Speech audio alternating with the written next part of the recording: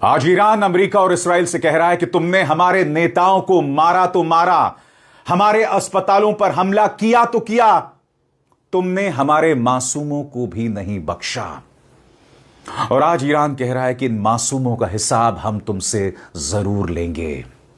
इसलिए जो Donald Trump ने 5 दिनों के युद्ध विराम का ऐलान किया ना कि 5 दिनों तक हम हमला नहीं करेंगे, ईरान अभी थमा नहीं है। क्योंकि ईरान देख रहा है कि पहले दिन 28 फरवरी को जब हमला हुआ था जिसमें सुप्रीम लीडर खामेनी मारे गए थे, तो उस दिन मिनाब स्कूल पर हमला हुआ था। 160 मासूम मारे गए थे। और आप जानते हैं उस गुनाह के लिए कोई डोनाल्ड ट्रंप या नेतन्याहू को कटघरे में नहीं रख रहा है, कोई उसकी चर्चा नहीं कर रहा है। वो मां बाप जिनके बच्चे मारे गए, उनकी हालत इतनी दयनीय है, इतनी खराब है, उसे शब्दों में हम बयान नहीं कर सकते हैं। आज मैं आपको मिनाब स्कूल के उन बच्चों की तस्वीरें आपको दिखा रहा हूं। मेरे लिए आसान नहीं है दोस्तों, क्योंकि यह तस्वीर दिखाने से पहले मुझे इस बात का एहसास था कि मैं खुद एक पिता हूं, 2 बच्चों का बाप हूं। लिहाजा मैं उन मां बाप के दर्द को समझ सकता हूं। मैं उस दर्द को महसूस तो नहीं कर सकता हूं, मगर उस एहसास को समझने की एक कोशिश कर सकता हूं। यह है वो तस्वीरें उन मासूमों की दोस्तों, जिन्हें अमेरिका और इसराइल की बर्बरता ने मार दिया। यह परवाह भी नहीं किया कि तुम एक स्कूल पर हमला कर रहे हो। यह कैसी सोच होती है दोस्तों, जो बच्चों पर निशाना साधती है। और यह मत सोचिए कि सिर्फ मिनाब स्कूल तक सीमित है। इन चेहरों को देखिए। हम नहीं जानते कि भविष्य में इन्होंने क्या सपने देखे थे, भविष्य में जाकर ये क्या बनते, भविष्य में जाके ईरान के राष्ट्र निर्माण में यह क्या किरदार निभाते। मगर इसराइल और अमेरिका की बर्बरता ने वक्त से पहले एक बेरहम हमले में मिनाब स्कूल पर हमला किया और इन सब मासूमों की बलि ले ली। मगर आज दास्तान यहां तक सीमित नहीं है दोस्तों। आज मैं आपको एक वीडियो दिखाना चाहता हूं। मेरे लिए बहुत आसान नहीं था वो वीडियो देखना। मां बाप अपने बच्चों की कब्रों पर आकर रो रहे हैं। छोटे छोटे कब्र बने हुए हैं दोस्तों। वो रात भर उसी कब्र पर सो जाते हैं। वो समझ नहीं पा रहे हैं कि हम घर जाएं तो कैसे जाएं, घर किस लिए जाएं। वो घर का सन्नाटा उन्हें कचोट रहा है। वो घर का सन्नाटा जो है उन्हें साल रहा है और आने वाले कई सालों तक उन्हें हॉन्ट करता रहेगा। मैं चाहूंगा आप इस रिपोर्ट का एक छोटा सा अंश देखें। एक बाप किस तरह से अपनी बेटी के कब्र पर लेटकर रो रहा है और वहां से वो उठना नहीं चाहता। देखा जाए। In Minab, parents of the 168 school children who were killed in the US attack are struggling to come to terms with the scale of their loss. Grieving parents are spending every night at the graves of their children. Dropsat's correspondent Mahmoud Aslan visited Minab and reported that the parents come carrying rugs and cushions, food and water, lanterns and candles that they place on the small, freshly dug graves. Parents carefully clean the tombstones of their buried children. They arrange the spaces around them and settle in for the night. और ये मत सोचिए दोस्तों ये जुल्म सिर्फ Iran तक सीमित है। ये जुल्म आपने पैलेस्टाइन में देखा। हिंद रजब की दास्तान इसी मंच पर मैंने आपको बताई थी। एक फलस्तीनी लड़की 6 साल की मासूम, वो लगातार फोन पर बात कर रही थी, मुझे बचा लो क्योंकि इजरायली टैंकों ने मुझे घेर लिया है। वो इतने बर्बर थे, इतने बड़े राक्षस, इतने बड़े असुर थे कि एक 6 साल की मासूम को नहीं बख्शा, हिंद रजब को मार दिया। और जब उस पर डॉक्यूमेंट्री बनी तो यहां हमारी सरकार ने, बीजेपी सरकार ने उस पर पाबंदी लगा दी। क्यों? क्योंकि उससे इजराइल को बुरा लग जाएगा। मगर दोस्तों मैं आपको एक तस्वीर दिखाना चाहता हूं। ये जो बच्चे की तस्वीर देख रहे हैं ना आप, एक हाथ में दूध पी रहा है और दूसरे हाथ में ईरान का झंडा है। यहां पर ईरानी दूतावास कह रहा है कि तुमने हमारे नेताओं को शहीद किया, मगर जो हमारी आने वाली पीढ़ी है उसके साथ तुम क्या करोगे।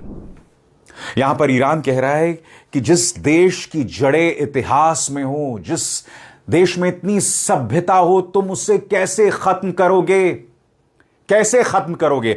मुझे बताओ ना दोस्तों, कितनी बर्बरता हुई है इस युद्ध में ईरान के साथ। मगर क्या उसी तरह की बर्बरता आप इसराइल में देखते हैं? नहीं देखते हैं। ईरान चाहता तो वहां पर स्कूलों पर हमला कर सकता था, मगर उसने ऐसा किया नहीं। सबसे बड़ी बात, हर गुजरते लम्हे के साथ इस्राइल अलग थलग पड़ता जा रहा है। मैं अब आपको एक ईरानी औरत की आवाज सुनाना चाहता हूं। वो कह रही है कि हम इज्जत से मरना पसंद करेंगे और यही हमारे जिंदगी का लक्ष्य है। सुनिए इस औरत को, उसकी आवाज की ऊर्जा, उसकी बहादुरी, उसके साहस, उसके जज्बे को महसूस कीजिए। ما مردم آزاده‌ای هستیم، هم مسلمانیم، هم آزاده هستیم و هم ایرانی هستیم. ما مرگ با عزت رو به زندگی با ذلت ترجیح میدیم. तबाही का मंजर हर तरफ है दोस्तों। अब मैं आपको एक वीडियो दिखाना चाहता हूं। ये जो वीडियो आप देख रहे हैं, इसराइल ने एक बिल्डिंग पर हमला किया है और इसमें आप देख सकते हैं एक छोटे से बच्चे को जो रेस्क्यू वर्कर्स हैं वो निकाल रहे हैं।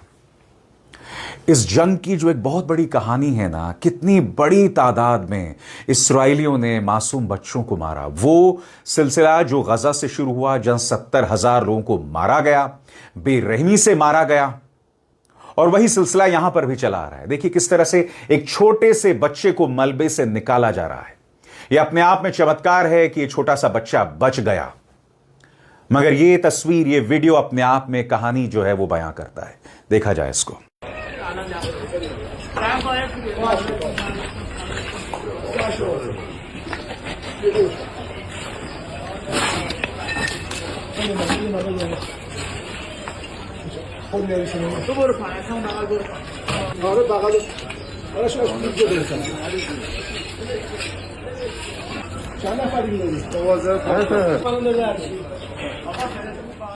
और यही वजह है कि आज मेरा कश्मीर ईरान के दर्द में अपने दर्द को महसूस कर रहा है। यही वजह है कि छोटी छोटी बच्चियां अपने कानों की बालियां निकालकर उनको दे रही हैं। यही वजह है कि लोग बड़े तादाद में अपने सेविंग्स, अपनी जो कमाई है वो ईरान को भेज रहे हैं। ये वीडियो देखिए दोस्तों, एक छोटी सी मासूम सी बच्ची है, वो जिसने हिजाब पहना हुआ है, वो कान से बाली निकाल रही है और वो दान कर रही है ईरान के लिए। मुझे बताइए दोस्तों, इससे ज्यादा खूबसूरत तस्वीर क्या हो सकती है? जब हमारे हुक्मरानों ने हमें फेल कर दिया, जब खामेनी की मौत पर प्रधानमंत्री खामोश रहे, कश्मीर ने भारत की साख को बचाए रखा, क्योंकि इसी तस्वीरों, इसी तरह के वीडियोस के चलते ईरान ने कश्मीर को कहा, भारत को कहा, थैंक यू इंडिया। इस छोटी सी बच्ची के लिए उसके कान की बाली बहुत मायने रखती है, मगर कश्मीर की इस बच्ची ने ईरान को अपनी वो छोटी सी बाली भेज दी है, क्योंकि वो समझती है कि ईरान एक बहुत बड़ी चुनौती का सामना कर रहा है। वो समझती है कि ईरान का मुकाबला 2 सुपर पावर्स से है। हर गुजरते लम्हे के साथ उन 2 सुपर पावर्स की साख अंतरराष्ट्रीय तौर पर बर्बाद हो रही है। अब मैं आपको एक खबर दिखाना चाहता हूं दोस्तों। TRT वर्ल्ड की खबर है, Germany has abandoned its support for Israel at the International Court of Justice, leaving Tel Aviv more isolated as it faces its genocide case in the world's top court. International court of justice में Israel के खिलाफ मुकदमा चल रहा है। अब तक Germany Israel के साथ था, आज जर्मनी ने भी उसका साथ छोड़ दिया, क्योंकि हर कोई जानता है कि नेतन्याहू जैसे शख्स का साथ कौन दे सकता है, सवाल ही नहीं पैदा होता। मैं आपको बताना चाहता हूं जुल्म की कितनी हदों को पार किया गया है। यह देखिए, अल जजीरा की खबर देखिए। अल जजीरा की जो पड़ताल है, उसने पाया कि 3 इजरायली टैंक्स ने उस कार को घेर लिया था जिसमें 6 साल की हिंद रजब थी। वो लगातार गिड़गिड़ाती रही वो लगातार, मगर उसके साथ थोड़ा सा भी रहम, थोड़ा सा भी करुणा इजरायली फोर्सेस ने, IDF ने नहीं दिखाया। यह है वो मासूम हिंद रजब, और इन्हीं पर वो डॉक्यूमेंट्री बनी है।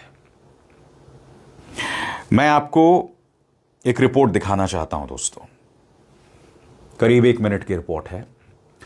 उसमें आप हिंद रजब की आवाज भी सुनेंगे। यह लम्हा आपको व्याकुल कर सकता है, आपको व्यथित कर सकता है। मेरे लिए यह सुनना आसान नहीं था। मैं बहुत मुश्किल के साथ मैंने इस रिपोर्ट को देखा और वही मैं आपके सामने पेश कर रहा हूं, क्योंकि पिछले कुछ दिनों से इस जो जंग का मानवीय पहलू है ना, वो मैं आपके सामने ला ही नहीं पाया, क्योंकि एक तरफ से मिसाइल्स का हमला हो रहा है, एक तरफ से प्रोपेगेंडा हो रहा है, मेरा ध्यान इसी पर था। मगर जो इसका इंसानी पहलू था, मैं आपके सामने नहीं ले पाया। मैं आपको अब दिखाने वाला हूं एक छोटा सा अंश हिंद रजब की दास्तान। देखिए। Hind and her relatives were killed attempting to flee Gaza City when their car encountered Israeli tanks. Paramedics found the bodies of Hind, her uncle, her aunt, and their 3 children inside this black car. The intense search for the Palestinian girl began after an emergency call made by her older cousin Layan was released, capturing her pleas for help. مرحبا عمو. الو مرحبا عمو. الو مرحبا. ايوه بتدخل علينا الدبابه جنبي. انتوا متخبيين؟ في السياره احنا جنبينا الدبابه. انتوا جوا السياره؟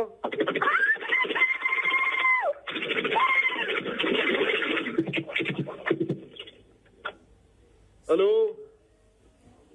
الو.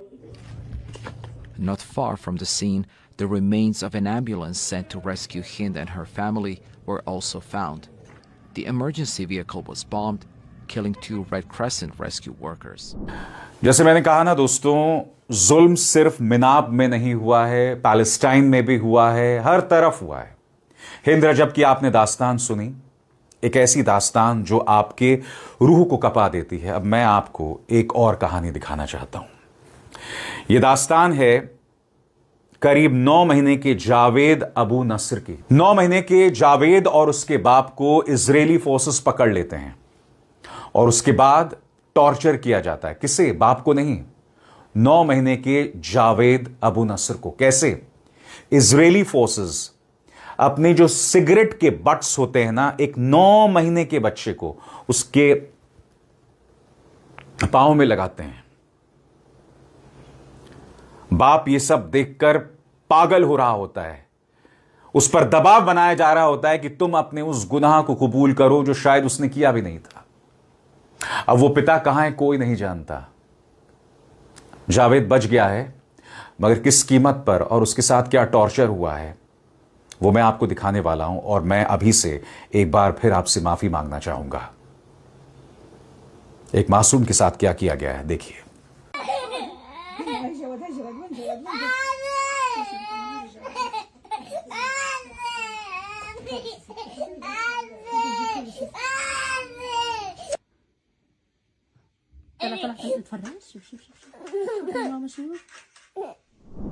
आसान नहीं होता ऐसे मौकों पर ये reports करना दोस्तों, और मैं समझ सकता हूं आप में से कुछ लोग नाराज भी होंगे कि मैं ये सब क्या दिखा रहा हूं, मगर आप समझ नहीं रहे हैं।